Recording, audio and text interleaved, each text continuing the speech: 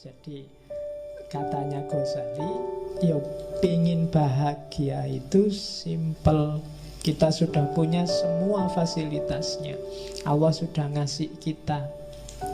Apa yang dikasih? Kenikmatan duniawi dan kenikmatan ukhrawi. Semuanya nikmat. Yang pertama, ini ranking 1, 2, 3, 4, 5 itu ranking. Ranking paling atas itu nikmat ukhrawiyah, nikmat besok di akhirat. Sukar dijelaskan, percayalah saja. Karena kalau dijelaskan, penjelasannya pasti tidak bisa eksak. Hasilnya biasanya malah debat. Besok di akhirat kayak gimana? Berapa ya dinginnya surga? Berapa ya panasnya neraka? Kira-kira surga itu kalau pakai AC itu berapa PK kira-kira? Yang itu susah membayangkan. Ngomong yang eskatologis itu hanya bisa dipercaya. Tapi di sana digambarkan nikmat luar biasa.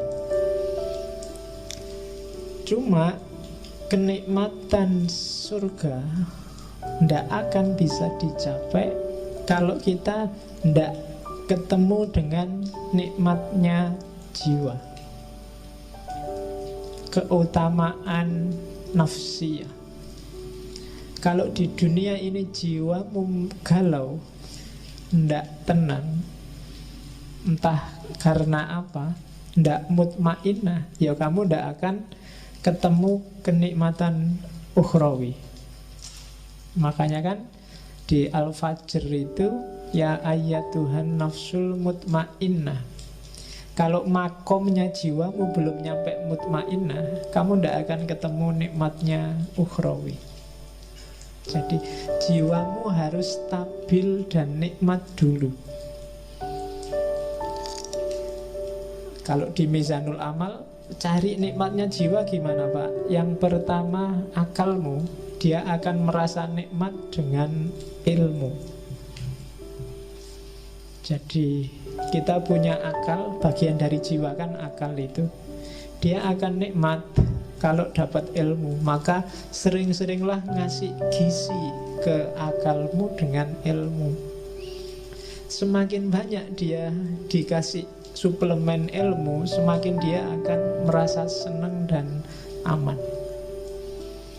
Paham itu bikin tenang, tidak paham itu bikin galau. Teori paling gampang itu. Maka akalmu kasihlah dia kenikmatan dengan ilmu. Terus dirimu, maksudnya kedirianmu, pribadimu, bikinlah dia nikmat dengan warok. Warok itu menjaga diri. Jangan ngawur hidupmu kalau pengen tenang. Ya rumus paling gampang, jangan lakukan yang haram, yang maksiat, jauhi yang syubhat. Kalau kalian jauh dari 3 hal ini, pribadimu akan merasa tenang. Jangan ketipu oleh enak sementaranya yang haram dan yang maksiat, apalagi yang syubhat.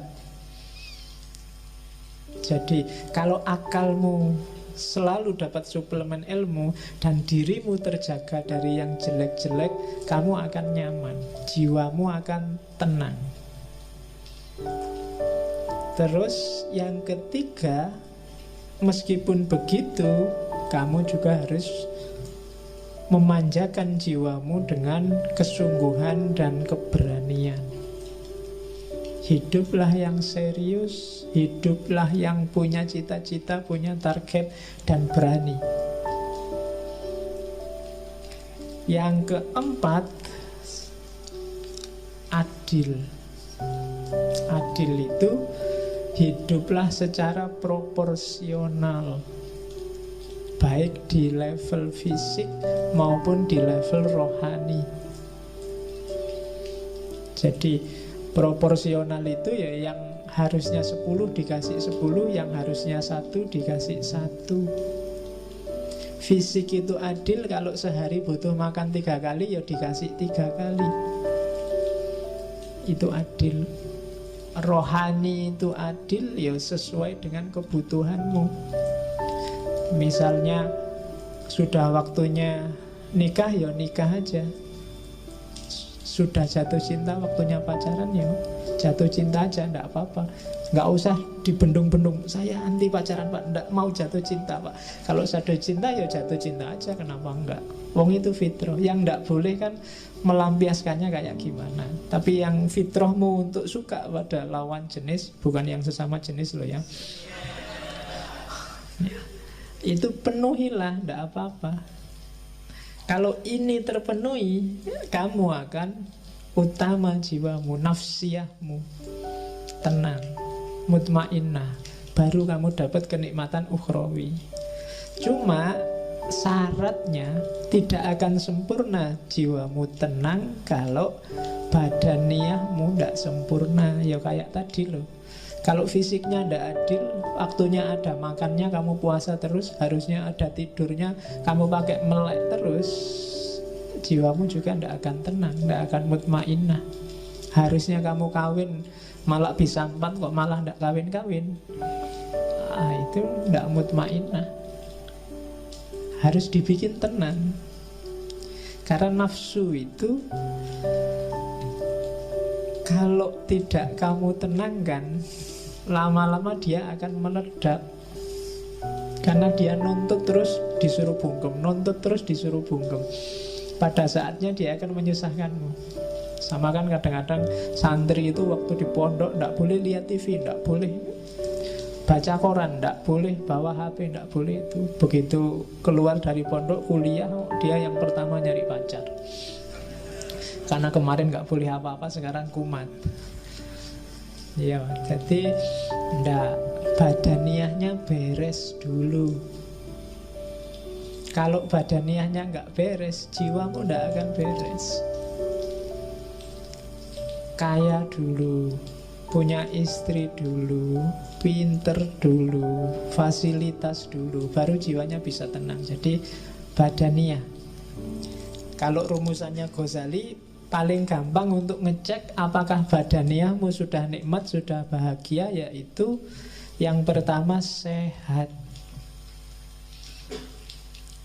yang kedua kuat. Sehat itu kan berarti fit. Apa ada sehat yang tidak kuat? Ya banyak. Saya sehat Pak, cuma tidak terlalu kuat. Olahraga biar kuat, ya kan? Tidak cukup sehat tapi juga harus kuat. Yang ketiga elok. Elok itu cakep. Jangan khawatir, setiap orang cakep sesuai perspektifnya masing-masing. Tidak apa-apa, ya. Kamu semua orang cakep, jangan khawatir. Nah, bahagialah. Kalau enggak, kamu enggak akan bahagia jiwamu. Kalau kamu tiap hari aku kok jelek, itu enggak akan bahagia hidupmu. Wis anggap aja cakep, wis tau, cok khawatir. Payu. Ya. Itu kan kamu mikir, jangan-jangan ada yang gelisah Pak, apa ada yang mau besok sama saya Pak? Pasti ada. Asal standarmu jangan tinggi-tinggi. Ya, jadi sehat, kuat, cakep, dan yang terakhir, yakinlah bahwa kamu panjang umur. Tenang mesti kamu. Sehat. Ketika kamu sehat kan kamu ceria, sayang. Kuat juga gandengannya sehat. Mau apa-apa sanggup, itu kan kuat. Jalan kemana, ayo. Cakep, jadi kamu merasa pokoknya tidak ada celahnya diriku ini, Allah ngasih aku lengkap, alhamdulillah. Dan panjang umur. Orang yang merasa punya kualifikasi 4 ini secara badaniyah, maka dia sebenarnya sedang bahagia secara fisik. Cuma selanjutnya,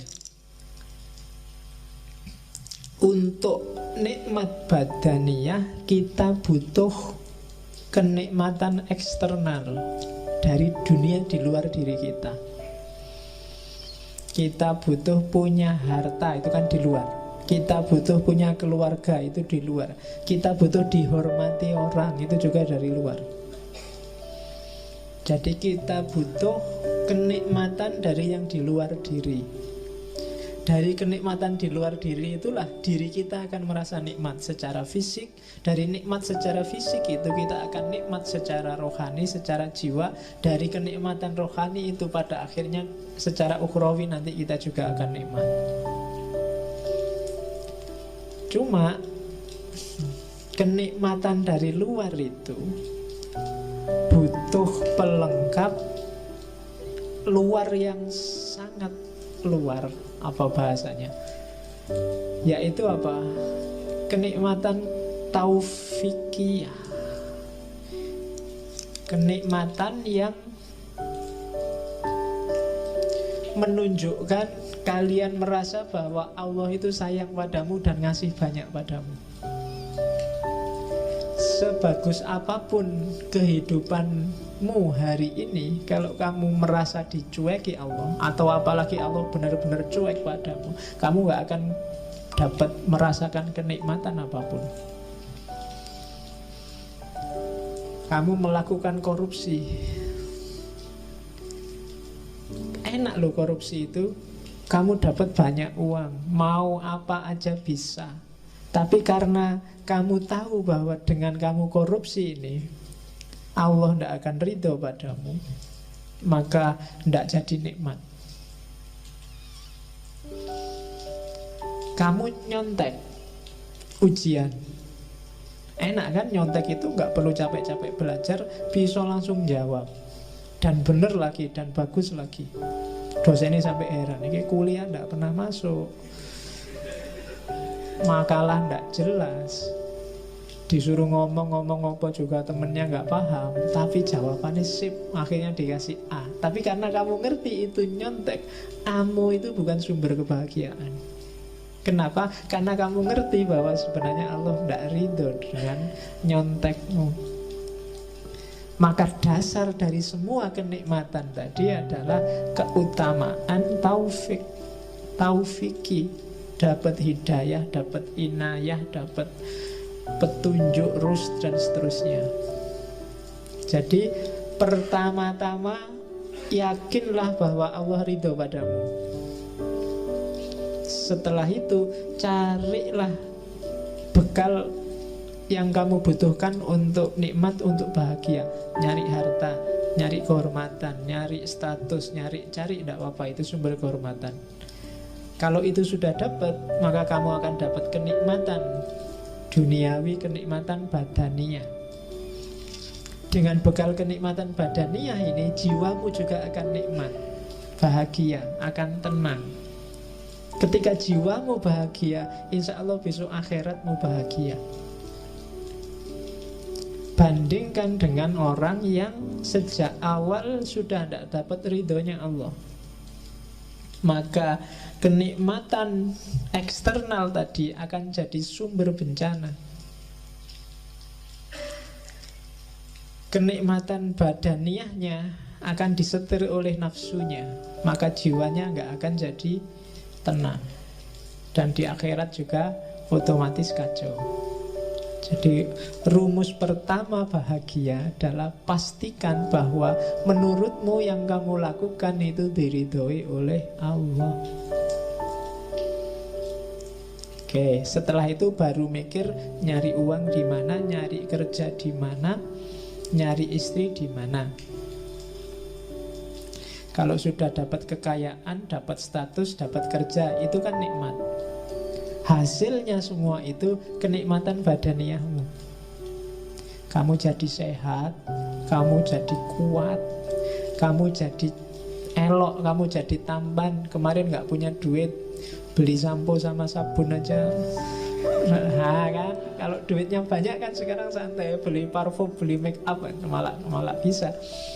Kalau itu sudah terpenuhi kan jiwamu kan tenang. Dan setelah jiwamu tenang, kamu nambah lagi menyempurnakan jiwamu, misalnya dengan cari ilmu, dengan memelihara diri, dan seterusnya.